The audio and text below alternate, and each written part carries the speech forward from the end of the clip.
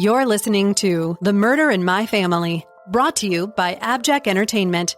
Be sure to check out some of the other great true crime podcasts from this network, including Missing Persons, DNA ID, Scene of the Crime, 3 Men and a Mystery, All Things Crime, and Zodiac Speaking. All of these podcasts are available for you to binge on right now, wherever you listen to podcasts. Subscribe where you're listening to this podcast so you don't miss an episode.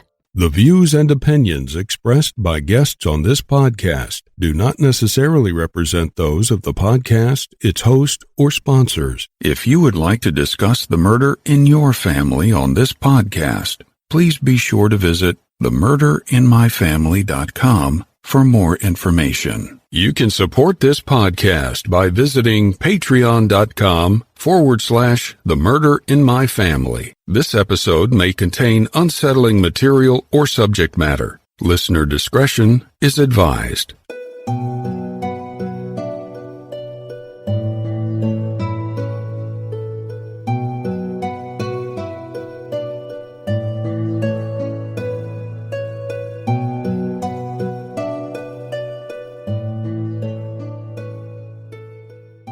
Thank you for joining me for episode 95 of The Murder in My Family.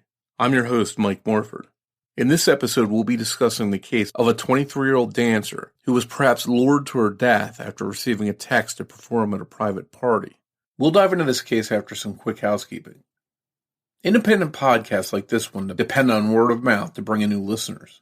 So if you find that you enjoy this show, please take a minute to rate and review it wherever you listen to your podcast. And be sure to introduce a friend to the show and invite them to listen. With your help, The Murder in My Family can continue to grow and reach a new audience. To learn more about the show or the cases we discuss, please visit themurderinmyfamily.com. You can also find us on Twitter with the handle @MurderInMyFam, or by searching for the Murder in My Family podcast on Facebook. If you'd like to support this show through a Patreon donation, it's always appreciated, and you can do so by visiting patreon.com/The Murder in My Family. Benefits of supporting the show on Patreon include early access to ad-free episodes of the show, plus bonus content not heard in regular episodes. Support may also include thank you cards, stickers, and more. If you prefer to, you can also support the show through a PayPal donation by visiting paypal.me/The Murder in My Family. In each episode, I'll give shout-outs to any new supporters. In this episode, I'd like to thank Kellyanne Voice. And thank you to all the supporters that generously donate to help keep the show growing and improving. One last note. Please consider supporting any of the sponsors that you hear on The Murder in My Family, the way that those sponsors support the show. It's with our sponsor support that the show can go on and continue to provide a platform to share these stories with you in every episode. Thank you. And now on with the show. Angela Jean Ann Barlow, or Angie as she was known to family and friends, was born on August 21st, 1993 in Denver, Colorado, to Stephen and Christina Barlow Kramer. Angie received a high school diploma from the Career Center and was active in softball and bowling. Angie was very close to her family, and especially with her younger sisters. As an adult, Angie began working as a dancer, which took her family by surprise. Her parents weren't crazy about the idea, but they loved their daughter and reluctantly supported her decision. They were mainly concerned with the danger that sometimes comes with that line of work. Those worries would prove to be warranted on the night of October 26, 2016. 23-year-old Angie Barlow, in addition to dancing at clubs, would sometimes do private parties and events. On the 26th, Angie was scheduled to dance at an apartment in the Landmark Apartments and Townhouses in Indianapolis. It was a surprise for a woman's husband on their anniversary. Angie accepted this booking via text message from an unknown number because the pay was decent, and she had recently returned from a vacation in Miami, which depleted much of her funds. Although Angie normally was wary of taking work that was arranged via an unknown person or anonymous text, the opportunity to earn extra money was too good to pass up. Angie received vague instructions to wear a bra and underwear set in either black or red to match the client's planned outfit. And she also was given the gate code to the apartment complex where the client lived. Since Angie was aware that there were risks with her job, going to strangers' homes and not knowing what kind of people were hiring her for private parties, she tried to be safe about it. And that night, she sent her roommate, Mona, a text with the address of the party, the gate code, and a message that read, "Doing a private party at this address, just in case I go missing. LOL." At 11:45 p.m., Angie sent a photo of herself smiling to Mona on Snapchat. It looked like she was in the bathroom of the apartment and happy. Everything seemed normal. But that was the last contact from Angie. The next day, on October 27th, no one had heard from Angie. She didn't respond to anyone's text, and her calls went to voicemail. Angie's mom, Christina, went to Angie's apartment and noticed that it didn't look like she had ever made it home from the party. Her dog, a Yorkie named Pablo, had been left alone with no food or water, and this is what proved to Christina that something was wrong. Angie would have never left him unattended, and she wasted no time in reporting her daughter missing.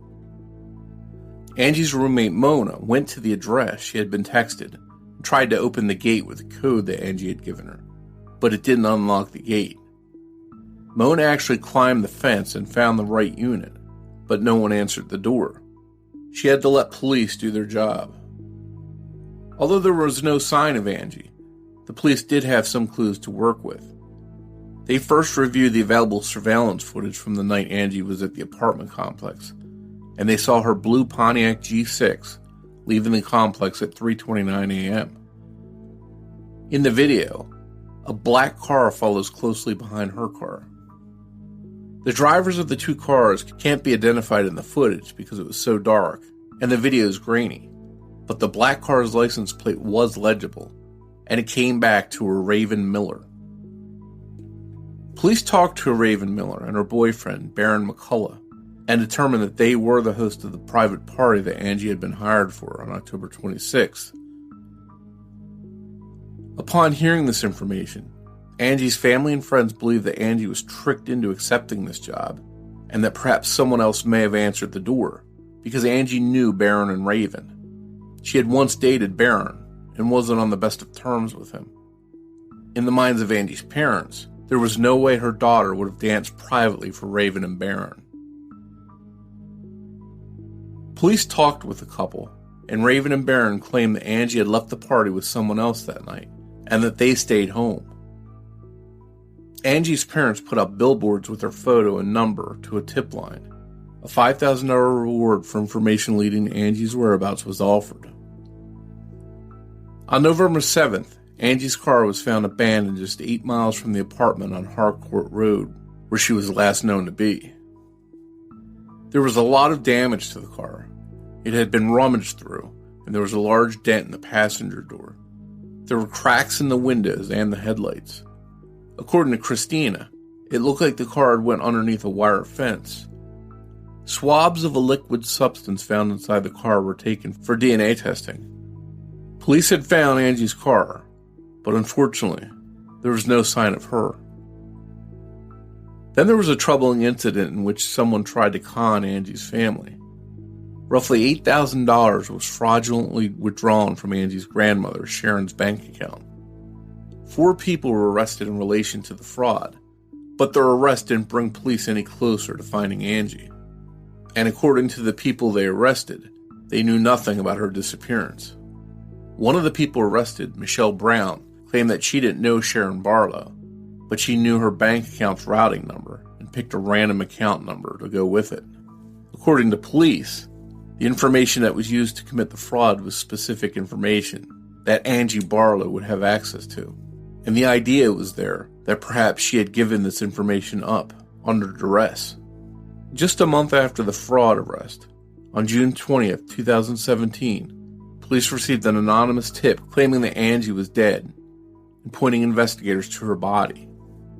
The location, less than 10 miles from the apartment she was last known to be at, was a home that had been abandoned for quite a while, with the current homeowner having recently moved in.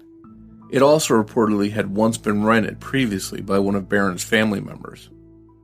Sure enough, just as the tipster reported, a body was found in a shallow grave in the backyard and was quickly identified as Angie Barlow by her tattoos. The news devastated Angie's family, and although ending one ordeal for them, it was just the beginning of a new ordeal, wondering who killed Angie and why. Police have investigated the theory that Angie was murdered in the apartment on Harcourt Road the night she vanished, and that it wasn't her driving her car away from the complex.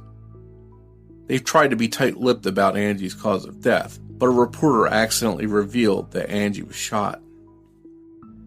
The investigation seemed to focus on Raven and Barron. Many people are very suspicious of Raven in particular. The pair apparently moved to Phoenix shortly after Angie went missing. It led many people to vilify Raven for fleeing after Angie went missing.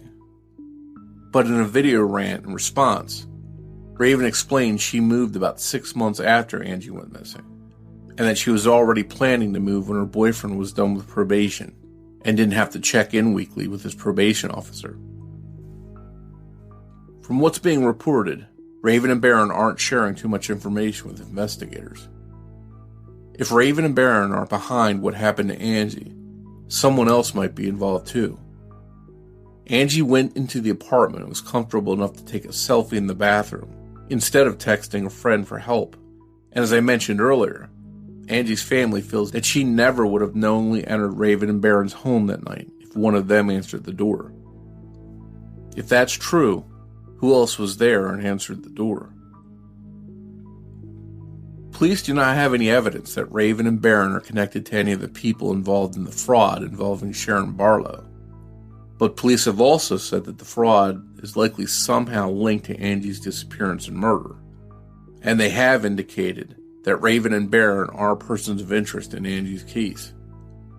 This month marks 5 years since Angie was murdered, and her family is desperate to know the truth about her death, and they'd like to see the person or persons responsible held accountable. If you have any information about the murder of Angie Barlow, please contact Crime Stoppers USA at 800-222-TIPS. Angie's mom, Christina, sat down with me to discuss her daughter's case. That conversation is coming up in just a moment. Hey everyone, it's hard to believe, but summer's over. Now we're officially in fall. But just because the season's changed doesn't mean that things that have been weighing on us suddenly disappear. If there's something that's interfering with your happiness or preventing you from achieving your goals, I'm happy to tell you there's help. And that help is BetterHelp. BetterHelp online counseling just might be the right solution for you.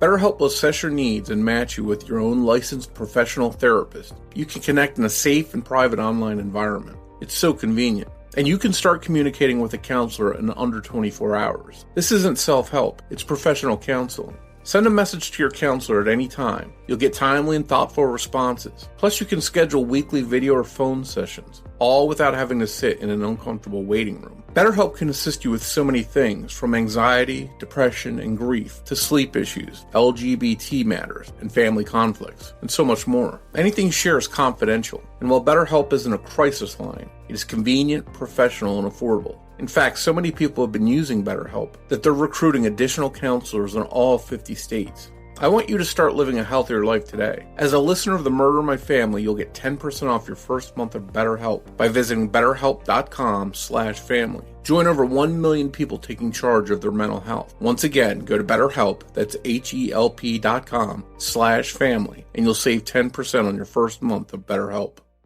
Hey everyone, I'd like to tell you about our sponsor, Gainful. Right now, I think a lot of us are trying to get healthy, and there's nothing more personal than your health. So when it comes to finding the right nutrition supplements to meet your fitness goals, you need a personalized approach. Thankfully, now there's Gainful, the personalized nutrition system that's formulated for your body and goals. Gainful gives you peace of mind that your protein, hydration, and pre-workout supplements contain the finest ingredients, specifically for you. You can get started by taking the 5-minute Gainful quiz. Gainful considers your dietary needs, goals, and unique physiology to personalize your formula. Gainful delivers your supplements with no shipping charge every month, and you can cancel anytime or adapt your plan as needed. All Gainful products are formulated by their on-staff registered dietitians and are backed by pro-level exercise scientists on their science advisory board. And every Gainful customer gets complimentary one-on-one access to their registered dietitian, available anytime to answer your questions. And Gainful's rigorous quality control process ensures that your supplements only have clean ingredients that you can pronounce, along with 0 artificial flavors, colors, or sweeteners. I tried the strawberry lemonade hydration powder and the watermelon pre-workout, and they're both great. My goal was to stay hydrated and energized during my workout and after, and Gainful did the trick. Best of all, you can tailor the flavor of your proteins to suit your taste buds, with a variety of delicious flavors like rich chocolate, Madagascar vanilla, and strawberry cream, just to name a few. Start your personalized fitness journey today with Gainful. To get $20 off your personalized supplements, go to gainful.com/murder. That's gainful.com/murder, and you'll get $20 off. Gainful, personalized nutrition made for your taste.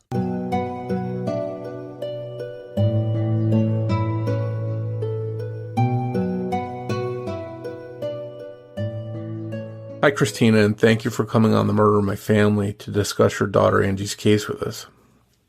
Hi. It's good to have you here. I know from the details and the research that Angie's case has a lot of twists and turns, and we'll dive into that. But just to start off, would you mind telling us a little bit about Angie and what kind of person she was, some of your memories of her? Sure. She was a 23-year-old young, beautiful woman. She never really asked for anything from me and her dad. She was making her own way in the world. She was definitely a doting big sister. She was absolutely adored her three younger sisters. They were her world. She went to a lot of their programs and ball games and stuff, and she'd come and get them and take them home with her on the weekend sometimes, and where she'd show up at the house, and they'd wake everybody up in the middle of the night about 3:00 in the morning or so if she was in town, and she'd go hang out at some of the local bars if she would come back home for the weekend or whatever, and she would hang out with her friends, and next thing you know, she's walking in the door about 3:00 in the morning, waking people up, and they'd watch horror movies and make me cook dinner. Well, I guess you would call it a midnight snack or breakfast, or she was a free spirit. She lived life. So it sounds like she was a regular oldest sister, wanting to have fun and spend time with family and do that kind of stuff. And, but she was still independent and out on her own as well. Yes. She lived in Indianapolis, and we live in Muncie. So, it took a little over an hour to get to her house from here. How often did you get to see each other? Was it pretty regular? It was pretty regular. Her youngest sister, Zarema, she had a lot of health issues when she was born. So she had about 9 specialists up at Riley Hospital, which is in Indianapolis. And Angie would always meet us over at Riley Hospital. She went to a lot of appointments with us, and then we would go out and have lunch or something afterwards. So she was really close to her baby sister. There was 18 years and 4 months to the day between the two of them, but they were really close. She would call and FaceTime her throughout the day, and they video chatted a lot. No. But so we actually got to see her quite a bit because of that, because we were going up to the hospital for doctor's appointments probably 8 times a month at least. Wow. Just between the different specialists. Yeah, but despite all that running around and the distance, you always found the time to connect. Yes. And she always, she would make trips into Muncie on occasion just to, just either come in and see friends and family, or if there was a family event going on, which seems like almost every weekend, somebody had something, whether it was a birthday party or holidays or whatnot. But she always made time for family. And Angie initially disappeared in October 2016 after going to a house party where she was being paid to perform as a dancer. Yes. And she worked as a dancer in that area in different bars and establishments. Was that something she did on the side, doing like these parties in addition to the regular places she would work at? Yeah, she didn't do them very often. From what we were told, we didn't really ask her too much about her job. As being parents, it's not really something that you were okay with, but she liked what she did, and so she did it. But from what we know, her doing the private parties wasn't something she did all the time. But if she was kind of short on some cash, if somebody were to ask her to perform at a private party, sometimes she would. And we sometimes hear stories that dancers in particular are at risk because they're dealing with strangers, people they don't know that they're coming in contact with. Yes. It can be a dangerous job. Did Angie have any kind of concerns that she ever voiced to you, or did you have any concerns for her, maybe from her work, that she might be in danger at any point? Well, she definitely heard a lot about that from me and her dad. Just, for the simple fact of what she did, and we hated it. I mean, we accepted her and her choices, and, but we didn't have to like it. And I know there was a lot of times that I had made comments to her about, she knew that we really didn't like what she did for a living. And that, sometimes bad things happen even to good people who are, doing things like that. And it just so happened about a year before she was murdered, she was raped.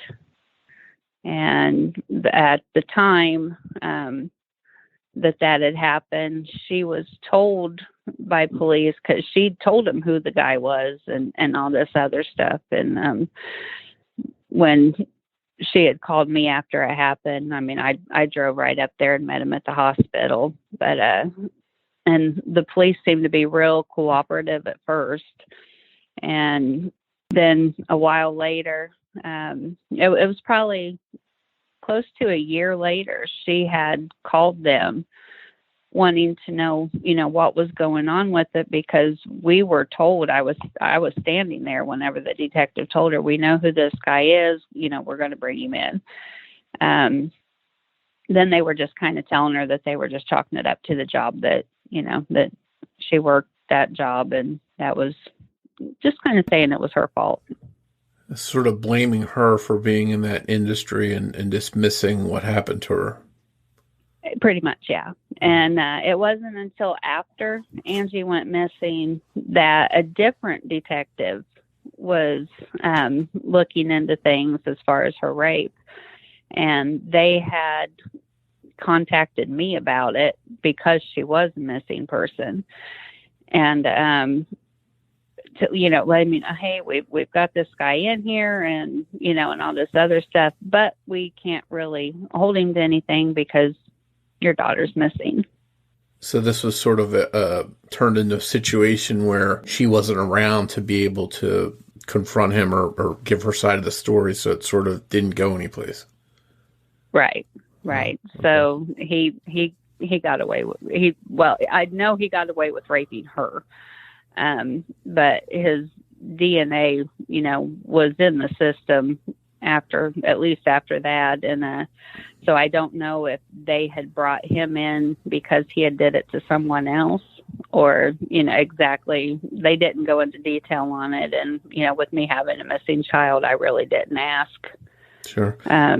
'Cause, my focus was just kind of on where's my daughter. Yeah. And how did Angie react that lack of anything happening and sort of being brushed off? Was that tough for her? It really was. Because I remember after she had talked to him at the police department, and, they were just, kind of dismissive of it. She actually called me crying and, and told me what had happened. And I mean, she was really upset about it, and I was upset, of course, but it seems awful that just because somebody does a certain thing for a living, that they're not allowed to be a victim. Yeah. Is almost what it seems like. There's like some kind of double standard. Yeah. I see that a lot when there's any kind of people that are in that kind of industry, or sex workers or whatever. They're almost dismissed as if they're they're putting themselves in harm's way and it's almost their fault. Yeah. Did she take any new precautions as a result of that? Was there any things she did to stay safe, to keep herself protected after that? I don't know if she did anything different than what she normally did. In that situation, it was somebody that she knew, and he had held a gun to her head. So I think she was maybe a little bit more cautious about who she was around, like when she would leave the club type of thing. Made sure that, she walked out to her car with more than one person, or. I can only imagine this made you maybe more worried or more concerned for her after that. Yeah, it did. And you sort of hit the nail on the head. She's an adult. She's allowed to do this. But that doesn't change your wanting to make sure she's okay, and you're worrying about her. I think any parent has those thoughts, no matter where their child is or what they're doing. Yeah. And let's shift to when she did go missing. She went to a house party at a place called Landmark Apartments and Townhomes in Indianapolis. That was on October 26th, 2016. She received an anonymous text asking for her to come and dance at this party. Do you know, was that a normal procedure for her? Would she just get text out of the blue like that to randomly show up places? And the fact that it was anonymous, was that concerning at all to her, or did she not worry about it too much? Sometimes she just did get people just messaging her, asking her if she would perform at a private party. This particular number it wasn't the first time that they had contacted her. They had contacted her a few times over a few different months, wanting her to come and do this private party, and she kept declining. The girl sent pictures of, somebody who obviously wasn't her. There was a lot of lying going on, trying to lure her to this party. And then finally, when she had went to Miami, she came home, she was broke and she needed some money, and she was like, why not? So she decided to do that.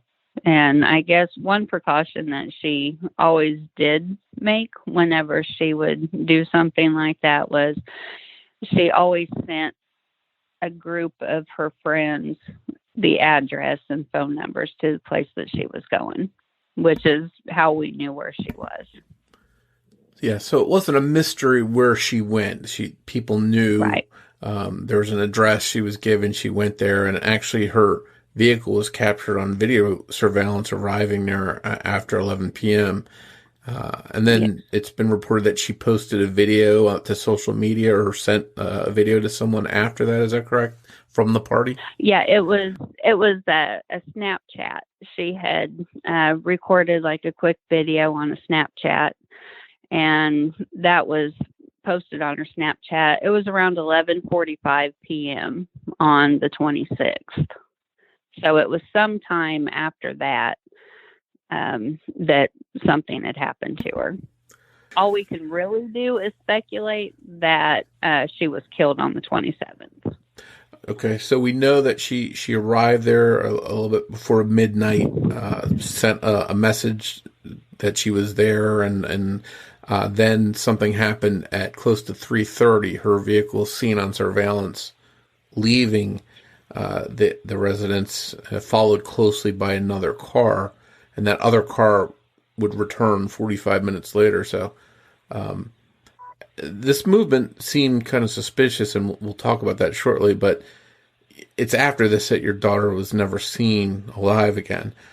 When and how did you realize that Angie was missing, and what initially alerted you to that? It was October 27th. the very next day after the party. It was probably a little after 4 p.m., I think. Her best friend, who was also her roommate, they were almost inseparable, those two.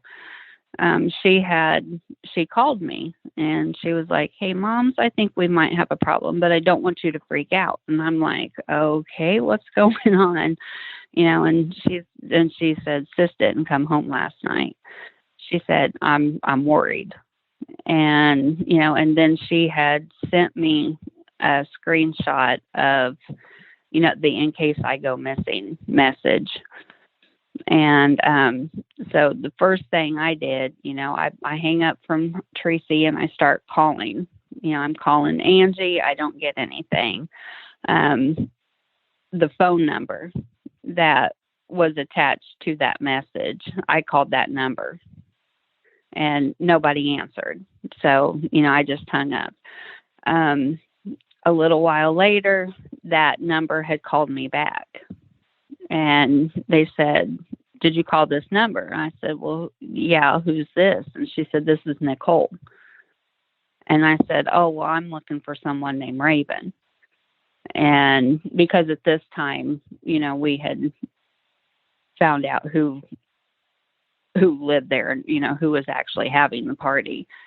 And she said, "Well, that's me. I'm Raven." And I said, "Well, I'm looking for my daughter." And she said, "Well, who's your daughter?" And I said, "Angie." She said, "I don't know an Angie." Then it, kind of clicked on me. I was like, I wonder if it was her stage name. And I said, "Well, I'm looking for Diamond." And she said, "Oh, yeah, I know Diamond." And I said, "Okay, where is she?" She said, "Well, she was here, but she left at like 3:00 in the morning with some guy." What happened at that point? Did you immediately become worried, or did you think maybe she had just gone out and was going to show up later on? I mean, I was like worried from the get-go because like all of it was out of character for Angie. Not to call someone afterwards, just a lot of things just really didn't add up. But, I was still just kind of keeping hope alive. I'm like, oh, well, maybe she got drunk and she's just, hung out somewhere, or, but in the back of my mind, I'm still a mom. And my first thing is just worry.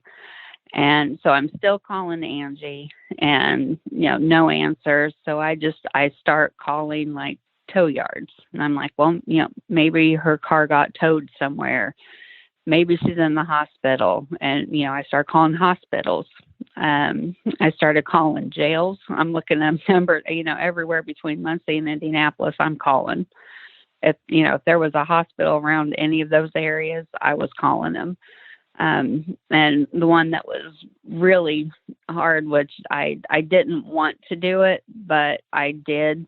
I actually called the morgue because I had no idea where my kid was. And that was not something that I wanted to do. And I don't even know why I did. It was just kind of like, I've got to find my child and I have to make sure that she's not there. And nothing was coming up. And I was, posted on Facebook and, I went to social media. I'm like, hey, if anybody's seen Angie, tell Angie I need her to call me, I'm like, Angie, call me. And just had never heard anything. So it sounds like you were trying to stay calm, but in the back of your mind, you had a nagging feeling that you should be digging. Yeah. And I want to touch on something you said a little bit earlier. You said that one of the messages was a quote unquote, "in case I go missing" text. Can you talk a little bit more about that? Was that something she set up that if she was in trouble, she would send, or? No, she just, I don't know if she always included the "in case I go missing" on there. But like I said, whenever she would do a private party, she always wanted, this certain group of people to know exactly where she was. But I was also told by some of her friends that like her gut instinct was like telling her not to do this. So, in the back of her mind, she was actually really worried about it from what we can gather just by, talking to people who was around her that day. So I don't know if that was just kind of, her way of trying to play it off and be funny, which, Angie, she had kind of a crazy sense of humor, with stuff like that. But so it could have just been, because she put LOL after it and, laughing faces and, but it was actually true. And that's what happened. And so it sounds like in a way she was prepping herself, even in a joking way saying, hey, if something happens, here's where I am, just leaving some kind of message. It was determined pretty quickly that the person who had set the party up wasn't a stranger to Angie. It was a man that she knew, someone named Baron McCullough, and his girlfriend, Raven Miller. Can you tell us a bit about how Angie knew them? And from what we were told by people that knew all of them from the clubs, was that Raven and Baron had been together, but Angie had dated Baron at one point, which they were at the very least spending some time together. But I don't know if it was during the time that Raven and Baron were broken up or if he was just cheating on her. One way or another, they weren't together any longer, and Baron was with his current girlfriend, Raven, at the time. Yes. And do you know how long before she went missing that she had spent time with this Baron guy? From what I could figure out from other people, it had been a few months. And I've seen reported that Angie was not on good terms with Baron. Yes. Can you expand on that? Do you know why that was? That I'm really not sure. I know from what we were told, there was a lot of beef between Angie and Raven. And I'm assuming that it was, because of Baron. So perhaps some kind of love triangle or jealousy or something along those lines? Yeah. Do you think Angie would have ever gone to this party had she known that it was Baron and Raven that were having her come there? No. No, she would not have. You think she would have, because she knew that this beef was ongoing, do you think she would have felt in danger there, or just because she didn't want the drama? Probably both. Probably both. I'm just knowing Angie. It was both. Yeah. So, did police question Baron and Raven right away, and how cooperative were they? It wasn't right away. After I got the phone call about her being missing, I had called IMPD and I was like, I need to know how long it is until I can file a missing persons report. I said, she's an adult and I've heard, do I have to wait 24 hours? And they was like, no, that's a myth. You can file a missing persons report at any time. I said, okay. So made a trip to Indianapolis, filed a missing persons report. Later on, I get a phone call from the detective who was assigned to her case. He asked a few questions, and then he just set her case file down on his desk, and he went on vacation.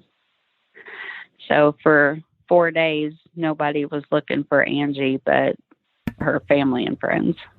Well, that's valuable time too when the case is Yes. just starting out. That time is important early on. Yes. And we didn't know this until I had found that there was video surveillance at the apartment complex. So at one point, the people at the apartment complex was telling us that if we came, that they would show us the video. So we showed up. And then they tell me, well, we can't show you this without a warrant, so you need a cop. Okay. So, and I'd been trying to get a hold of the missing persons detective for a few days. I never did get a phone call back. So we went and tried to hunt down the missing persons unit, which was not easy because in Indianapolis, there's not a sign that says, hey, this is where you need to be. It's almost like it's hidden and you literally have to find it. But we eventually found it. And when we got there, you have to hit a buzzer and then somebody talks to you over an intercom and then, somebody will come down. When they came down and got us, we explained to them what was going on. I'm like, and I was trying to give them all the information I had, and they brought me in, and then they set me in like an interrogation room. And then another detective walks in, and, she talks to me for a few minutes, and then she leaves the room, and then she comes back with Angie's file. And she tells me, she said, oh, well, he went on vacation, and this was on his desk. So then she's the one who started the investigation. She went to the apartment and managed to get the surveillance video. I don't know if she, had to go through the whole warrant process first or what, but I know that she was the one that had got the ball rolling on things.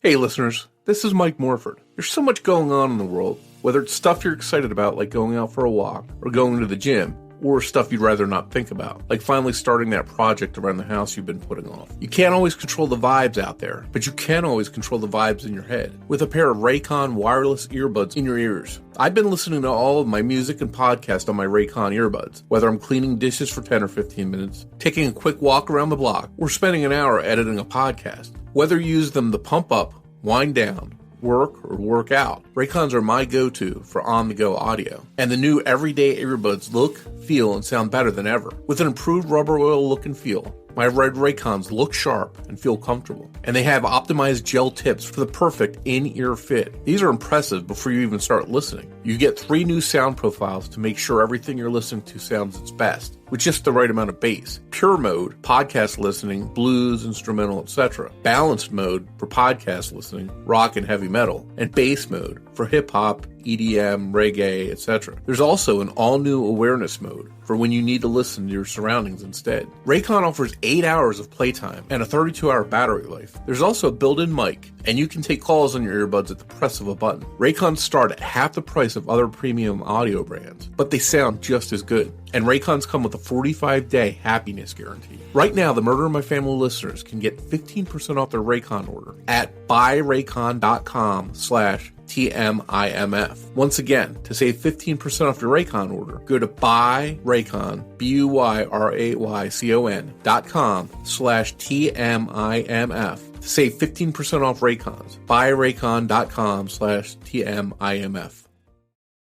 So it was probably a few weeks after she went missing before they brought them in for questioning. Because at first nobody could even find them. They had taken off. And, I was having, I don't know if it was their friends or family or what, but, they were like, hey, they're missing. We don't know where they're at. Come find, we ended up knowing where they were, but they had taken off and left town after she went missing. Cause I had got a hold of the media. I was getting a hold of local news stations, and, lucky for me, they decided that they would run her story and put her face out there and that she was missing. But after a few weeks, when they brought him in for questioning, they got caught up in lying. The police called them out on a lie that they had told, and then immediately I'm not saying anything else without my attorney. And since they lawyered up, the police let him go. And that was the first, last, and only time they were ever brought in for questioning. Oh, that's frustrating. Yeah. It seems like it doesn't line up with what she told you when she mentioned that Angie had left with a guy, because we see on video that it's Raven's car leaving right behind Angie and then coming back shortly afterwards. So that's... Yeah. And she had tried to tell people that her and Angie had left and went to McDonald's, and police had the video, and no, they don't. Yeah. They don't. That's just a bold-faced lie. Well, so it's basically what she was trying to spin as a story wasn't what was captured on the surveillance video. Right. Did police talk to anyone else that was at the party? Anyone that was willing to provide details that might have seen Angie there or what happened? As far as the police know, Baron and Raven were the only two there. Okay, so it hasn't been established that there was anyone else at that party. Right. But we do know there had to have been somebody else there, because somebody let her in. Because if either one of them would have opened the door, she wouldn't have went in. Okay, yeah, and then she also sent the message, "Hey, I'm here, everything's fine." Maybe she would have sent that if everything wasn't fine and it was Baron and Raven that she was there. Okay. So that's interesting.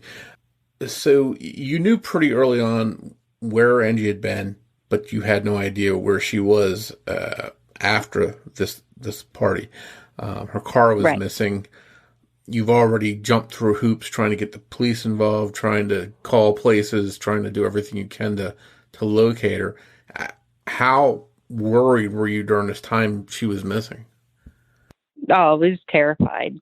Because I know a lot of people think because somebody's an adult, they can leave town if they want. They can go on vacation if they want. They can, but that's not how our family works. I mean, up until I lost my mom, every time I would leave town, my mom knew I was going out of town. And, it's just kind of a respect thing for your parents that, hey, I'm not going to be home. I'm going out of town. I'm going here. Okay, thanks. And call when you get back, keep me updated. So it was so out of character, because anytime that girl went anywhere, I was her alarm clock, because she couldn't hear alarm clocks for nothing. She would, "Hey Mom, I need to be up at this time. Will you start calling me?" And I did, just being mom. But, yeah, so I knew that it wasn't just because she went out of town, because she didn't answer her phone. She, there was nothing of her on social media. There was no communication with her friends, no communication with family, no communication with her sisters. And, like I had said earlier, her and her youngest sister, they video chatted almost every single day. Yeah, so you knew in your gut that something wasn't right. Yes. Well, it was 12 days after Angie vanished that her car was found missing. It was found 8 miles from the home where this party was at. I assume maybe in a way that had to be like welcome news for you, because there's a clue, but at the same time it's troubling because her car is found, but she's not found. Yes. Were there any clues connected to her car that police found, as far as you know, when they did find it? I think there was. I know that they had found some things, but they had never let us know what those things were. So they knew this car was there. They searched it. They did some, I'm sure they went through it and examined it for whatever stuff they're looking for when they're looking for a car like that. Yeah. They just haven't really been vocal about what they found. Right. Yeah. that area where the car was found, did Angie have any ties there or any friends there? Was there any reason that she would have ever went there? No. And it was, you could tell by the area that it was one of those areas where they don't, they're not going to call the cops for a strange car sitting there. Sure.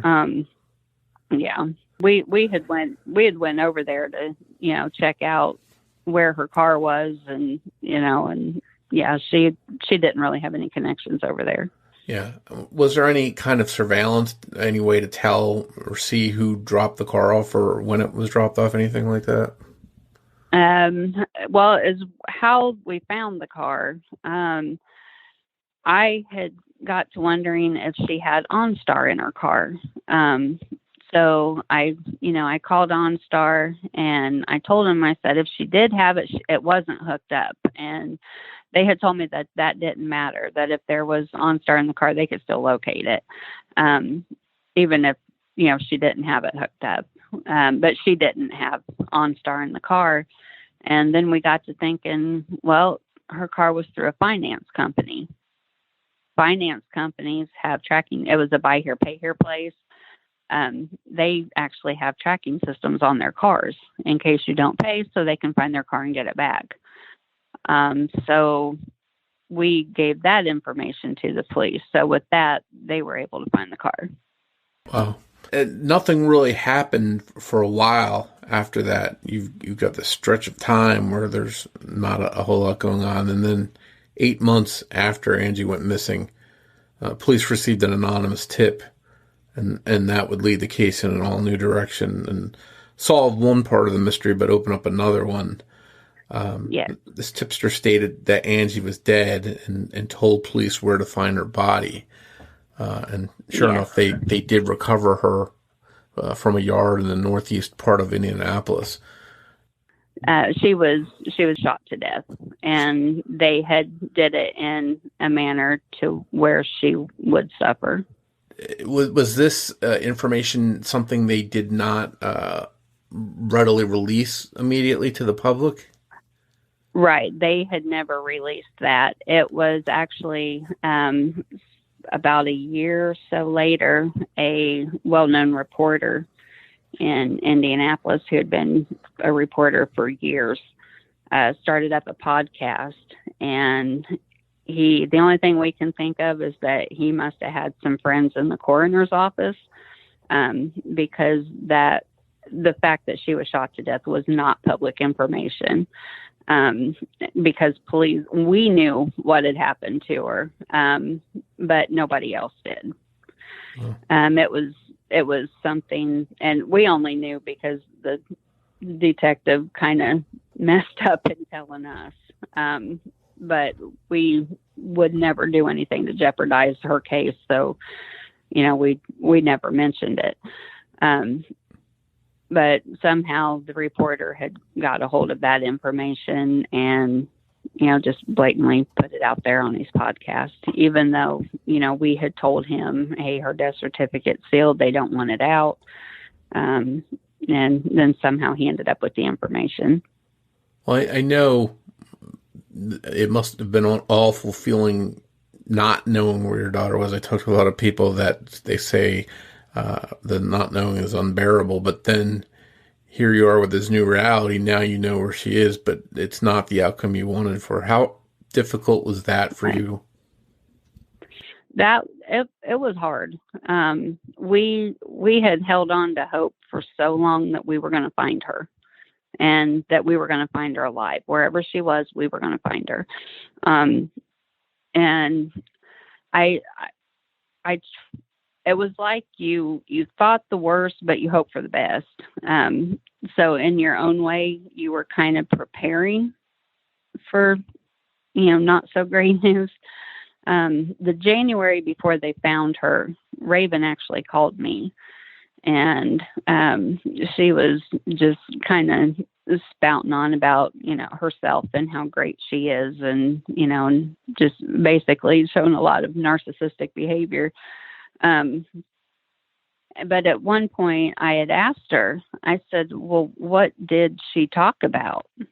because, she was telling, yeah, we sat around and was talking and, and all this other stuff. So I asked her, I said, well, what was you guys talking about? What did she say? And she goes, oh, you want to know what her last words were? And it was just the way that she had said that, which she denies saying that, but, I had a conversation with her and I know what happened. It was the way that she said that just in the back of my mind, it was like, she did something to my daughter. What did you do to my, that's all I kept thinking.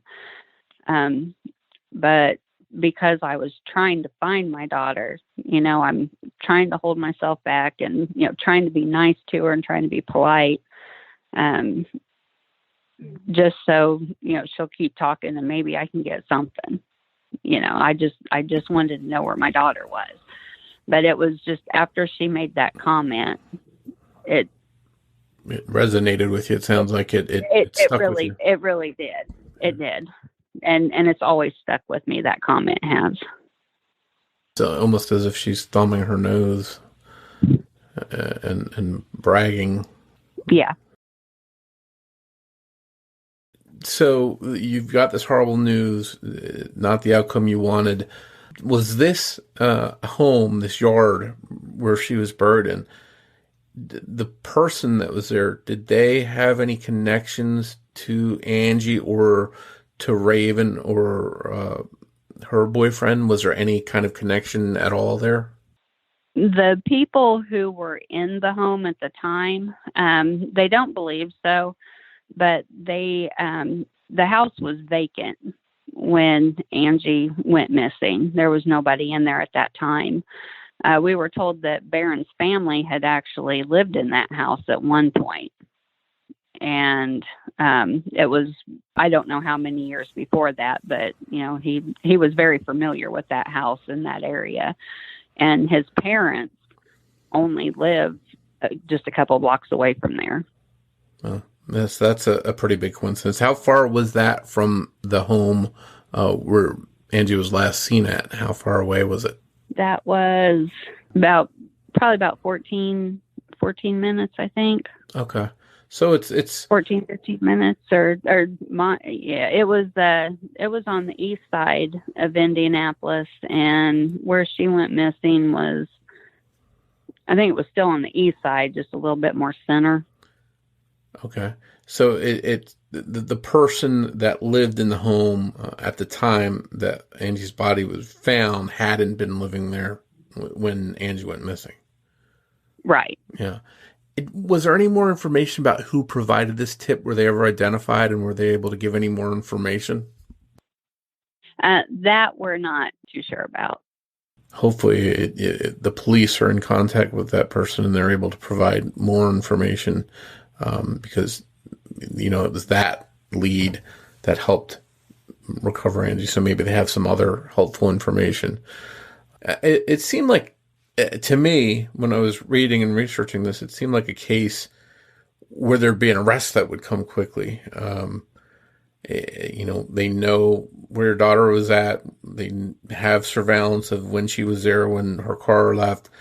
It just seems mind-boggling there wasn't an arrest. And despite all of everything that they do have, the case is unsolved. That's got to be just unbelievably difficult for you to accept. Yes. Lucky for us, though, there is a new Senate bill that passed just, I believe, about 2 months ago. It's called Senate Bill 177. And with that bill, hopefully we should be able to anyway, get her case turned over to the Indiana State Police and away from IMPD. And do you feel that will benefit the case? I do. Yeah. Is it because they have better resources or better detectives, do you think? I don't know if it's so much that they have better detectives. I know IMPD is just, it's full of homicides. They're a very busy group of detectives, and they're very overwhelmed with with all the homicides that have been happening. I mean, even this year alone, the homicide rate is just unbelievable in Indianapolis. And it's like the cases that are still open but older, they just keep getting pushed back and back and back. And one detective just doesn't have that kind of time to devote to one case. And we understand that. But we also need for them to understand that our daughter is important too. Sure. You don't want her to slip through the cracks. Yes. And especially in a case that we feel, especially if it would have been handled properly from day one. I mean, our end result was probably going to be the same, but we might not be where we're at almost 5 years later, still waiting. Yeah. Yeah.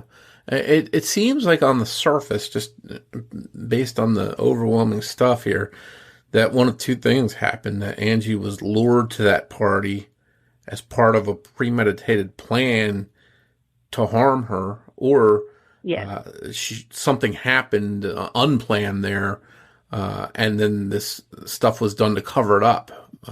Is there any evidence to support either of those two scenarios? There have been a few people that have came forward and have flat out said the whole thing was premeditated. Raven wanted Angie dead. But there's also another theory that it could have also have been a hit on Angie, that maybe there was something that she knew too much of. And the fact that her and Raven did not get along, that, throw that monetary value out there. There's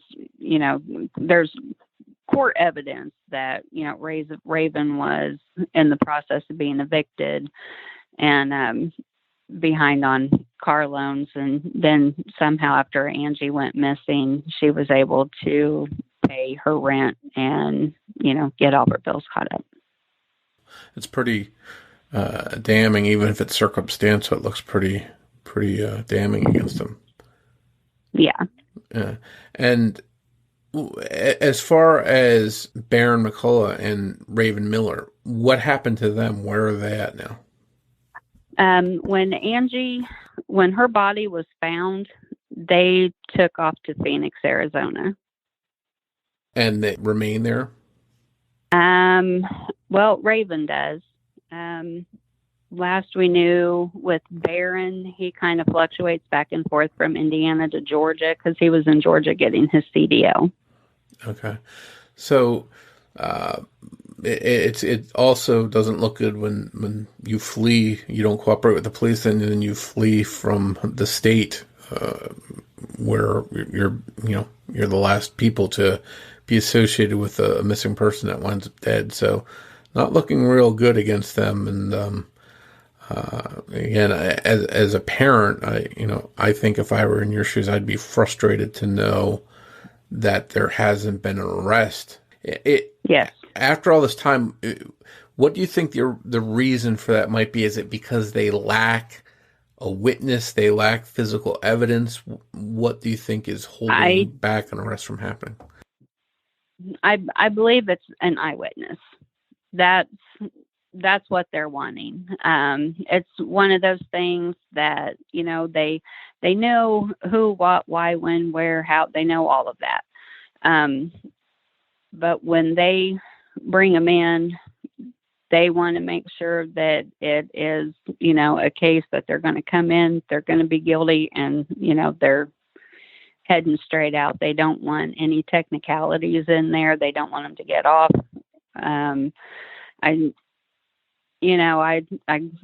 My whole life I had watched like Law and Order and, all those crime TV shows like that. And it is just not the way it works.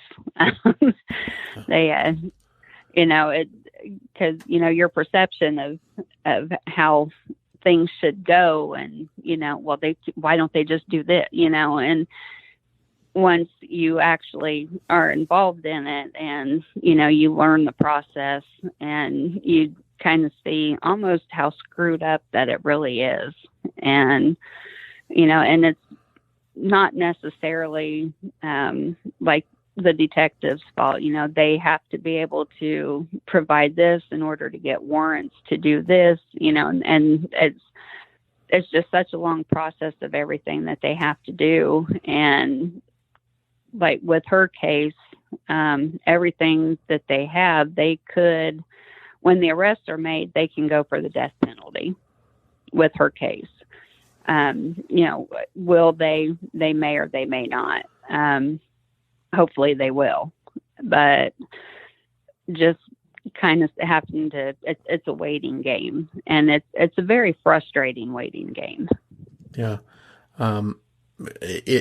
After almost 5 years of being without your daughter, and from her going from a missing person to a murder victim to no arrest after all this time, what's been the most difficult and frustrating part of this entire ordeal for you? Just knowing that they're still out there. It's the worst part, definitely, losing your child. But knowing that the people responsible for it are just kind of out there and, living their lives and, doing the things they want to do. And, they get to have families and spend holidays with their families and have children and, start businesses and, do all this other stuff, while my daughter don't get that. We had to spend $25,000 for a funeral because they took her life. For why? It just, you're selfish. You're a coward. You had to kill a person while you had a gun and they had nothing. You're a coward. You're nobody. You're nothing. And you definitely don't deserve the oxygen on this planet.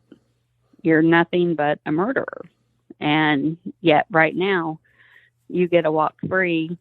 How many other people have you killed? How many people do you plan on killing? Yeah. Was she the first one that you did this to? Or were there others? And it's just like, it's a combination of everything. And it's very frustrating. And, and then we always have those people, well, if I was you, I would do this. Or if I was in your shoes, I would do that. And it's like, yeah, trust me, I want to. But I also have 3 other daughters and a grandchild and, and a husband. And I also know what Angie would want, how she would want me to be. And I know what she would have done if it would have been one of her sisters, but I also know what, she would expect everybody else to do. And that would be, kind of wait it out and let everybody do their jobs and, be here for her sisters and stuff. So, yeah. And, if there's any good thing to this, some kind of positive, is that maybe more time goes by, people that weren't willing to talk before will come forward, and more information will come out. I know that, because of the double jeopardy laws in this country, that when someone is tried, if they're not found guilty, if they're found innocent or whatever, they can't be retried. So I do understand that, of wanting to have an airtight case to where they can try the people that did this and put them away and not have to worry about them somehow slipping away and getting off. So hopefully when they do make arrest and bring this to trial, it will stick and you'll have some kind of justice. Not that it'll bring Angie back, but you'll know that the people that did this aren't out on the street and worrying if they're going to do this to someone else. Yeah, that will definitely be, that day, I can't wait for that day. That day will be so great, but it's like a bittersweet thing. No matter what happens, I don't get my daughter back. But at least I know that they wouldn't be out there able to do that to somebody else. They couldn't put somebody else's family through that. Yeah. Well, do you have any social media pages or pages set up for Angie's case where people can learn more about it? Yeah, we do have a Facebook page. It's called Justice for Angie. If I do a podcast or an interview or anything like that, we always put that on there. If there's any updates for anything, I always make sure to put that on there. We've had such a huge support system, through even complete strangers that we've just, it's been overwhelming to us. Just the amount of people that have contacted us from around the world and that have let us know that Angie's case has, touched their life in one way or another, or, I seen her story, or I heard this podcast and I can't get your daughter out of my mind. And I've had a lot of dancers get a hold of me and, tell me, thank you for being so public with everything that happened to her that I can be. And thank you for being so public with my feelings over everything, because, they had gotten a call to do a party and they didn't feel right about it, so they didn't go. Or they've now gotten out of dancing because Angie's story. It's just crazy to me how her story has actually impacted so many people. And I mean, when she was missing, we had ransom demands, people calling us wanting money, and it just, and then the horrible phone calls that we've gotten, from day one, just from people contacting us, just to be mean. We've changed a lot over the past 5 years, just due to all the trauma that has went along with everybody. And it's almost like you go through so much mental abuse on top of everything that you turn into a completely different person. Yeah. And there's a ripple effect to when this kind of thing happens. Everyone is connected to the person that's murdered, is sort of their lives are changed dramatically. Yes. and yes. Never the same again. So that's totally understandable. It seems like, again, you've struggled since the very beginning to get attention for Angie's case and to get people involved, and you started looking early on. And I hope that somehow, some way, your search for justice comes to an end and you get some answers, and your family, not that you'll ever have closure, because that doesn't bring your daughter back, of course, but that you will have some kind of peace after or finding out that someone's been held accountable for this. Yeah. That just so looking forward to that day. And hopefully it comes sooner rather than later. I can't thank you enough for sharing Angie's story with us. And again, please stay in touch, because if you do get some good news that there's been an arrest, I'd love to hear it. I'd love to do a follow-up with you. Most definitely. Thank you once again for joining me for this episode of The Murder of My Family. I'd like to thank Sonny Landon for writing and research assistance in this episode. As we wrap up, I'd like to play a preview for a true crime podcast called True Crime Buzz. Be sure to give it a listen. We'll be back here soon with an all-new episode of The Murder of My Family, and I hope you'll join me for it. But before you go, remember that every murder victim means something to somebody. Hi, I'm Brittany. And I'm Amber. And we're the hosts of True Crime Buzz. We believe there's nothing better than a good glass of wine. Or Diet Coke. And true crime. So buckle up and get ready, y'all.